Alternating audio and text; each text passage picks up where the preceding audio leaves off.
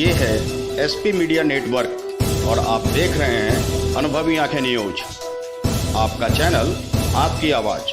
नमस्कार दोस्तों, आप देख रहे हैं अनुभवी आंखें न्यूज और मैं हूं आपके साथ संतोष गुप्ता। आइए देखते हैं दिल्ली की ये खास बड़ी खबर। नमस्कार, आप देख रहे हैं अनुभवी आंखें न्यूज और मैं हूं आपके साथ संतोष गुप्ता। इस समय दिल्ली के नजफगढ़ के खैरा गांव में मैं मौजूद हूं। आपको बता दें कि यहाँ की सड़कें बदहाल है।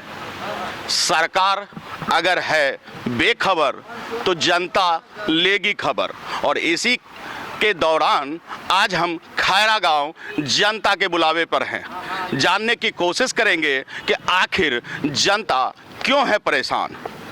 दिल्ली में चुनाव की तारीख घोषित हो चुकी है एक बार फिर से 5 साल तक किसी सरकार को बनाने की कवायद, और ऐसे में तमाम विधायक, पार्षद, नेता सक्रिय हो चुके हैं। यह इसलिए कि एक बार फिर से गद्दी का सुख लिया जा सके।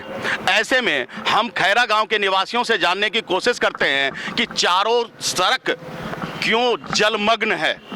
आखिर क्या वजह है कि विकास की बयार की बात करने वाली सरकार यहाँ विकास का रुख नहीं कर पाया।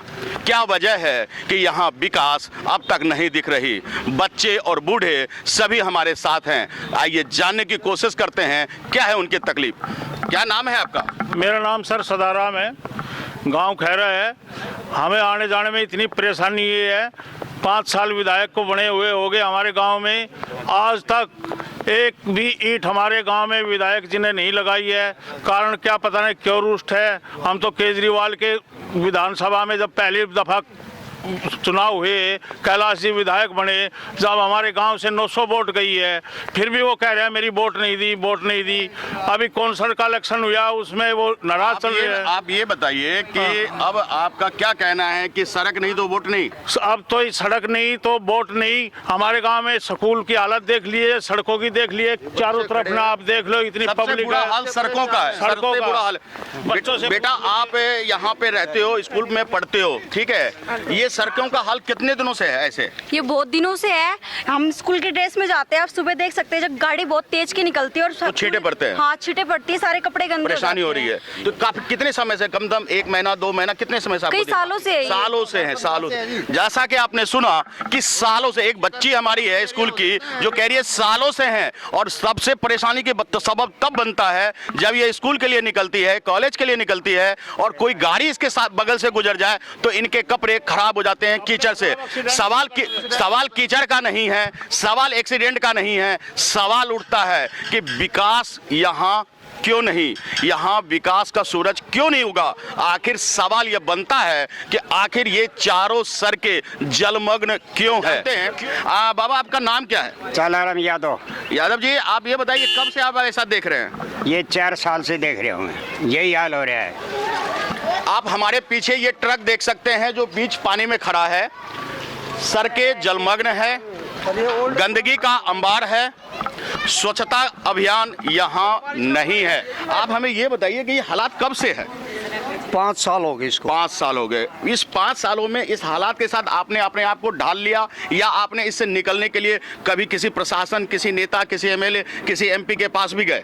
हमारे गांव की एक्स सर्विसमैनों की समिति बनी हुई है जी, वो उनके पास गए जी, एमएलए के पास जी।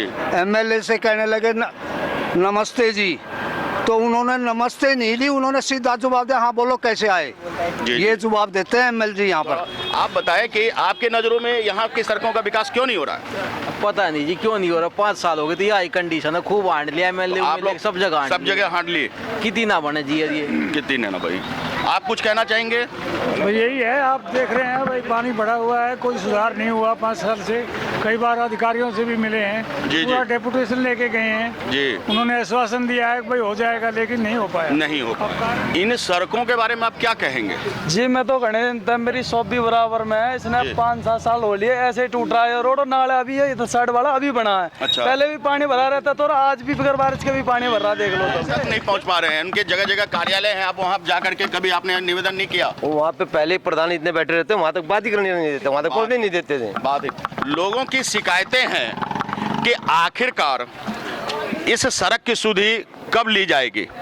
लोगों की शिकायतें हैं कि इससे संबंधित विभाग और नेताओं तक भी उनकी चौखट पे जाके मत्था टेक आए हैं, बावजूद नजरे इनायत नहीं हुई।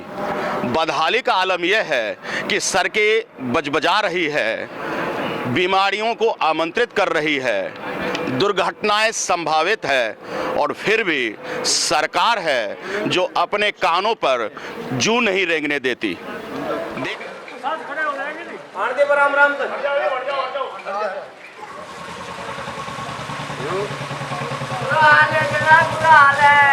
है ना बुरा हाल।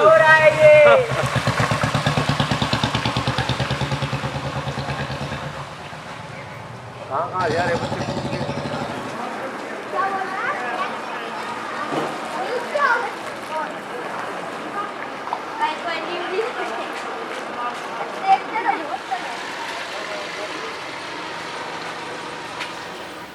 अभी हमारे साथ ईस्ट कृष्ण विहार के निगम पार्षद श्रीमती तरुण मीना के पति तरुण जी हैं।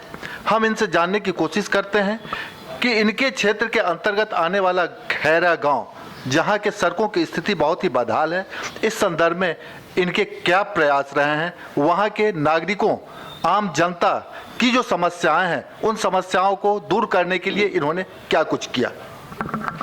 जी तरुण जी, आपके क्षेत्र में एक गांव है खैरा, जहां की सड़कों की स्थिति बहुत ही बदहाल है, सड़क पे पानी जमा है, लोगों को आने जाने में परेशानी होती है। तो सबसे पहले इसके लिए आपने कुछ प्रयास किए?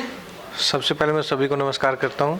देखिए, हमने जब से काउंसलर बने हैं, मैडम काउंसलर बनी है, तब से हमने पूरा प्रयास किया है कि जितना भी काम हम करा रहे हैं। लेकिन हमारे केजरीवाल सरकार ने जो हमारा बजट काटा है, बजट काटने के बाद हमें बजट तो मिल ही नहीं रहा। शुरू की साल में हमें 4 करोड़ बजट मिला था, जो कि जिसमें हमने रोशनपुरा हमारे गांव पड़ता है, एक खैरा गांव पड़ता है, रोशनपुरा पड़ता है और एक नजफगढ़, जहाँ हमने हर जगह तीनों जगह काम कराए हैं। रोशनपुरा में भी काम कराए हैं, खैरा गांव में भी काम कराए हैं और नजफगढ़ में काफ़ी रोड बनवाए हैं। अगले साल मिला हमें 1 करोड़ रुपया, और अब की साल तो बिल्कुल ही हमारा बजट काट दिया। केजरीवाल ने इतना गंदा काम किया, इतना निकम्मा काम किया है कि कुल मात्र 25 लाख एक काउंसलर को मिले हैं। उससे हम कहाँ तो रोड बनवाएं, कहाँ कूड़ा उठवाएं, क्या क्या करें, क्या नहीं करें। तो क्या इसके लिए आपने कहीं और, जैसे हमारे एमएलए, एमपी या मुख्यमंत्री, इनके पास तक आपने अपनी फरियाद पहुंचाई है? हमने इसके केजरीवाल के खिलाफ धरना भी दिया, हमने अपने बजट की मांग भी की। उन्होंने अभी तक 1500 करोड़ रुपए हर साल के देने होते हैं, पर लेकिन उन्होंने कुल 500 करोड़ रुपए दिए हैं। उससे क्या होता है? कुछ नहीं होता। बताओ, टीचरों की सैलरी भी है, कर्मचारियों की सैलरी भी दी गई है, कहाँ से काम कराएं? सबसे बड़ी समस्या हमारे लिए यही रही है। और अगर आपने अब तक हमारा चैनल सब्सक्राइब नहीं किया है तो सब्सक्राइब करें और बेल आइकन अवश्य दबाएं, ताकि खबरों का नोटिफिकेशन आपको मिलता रहे।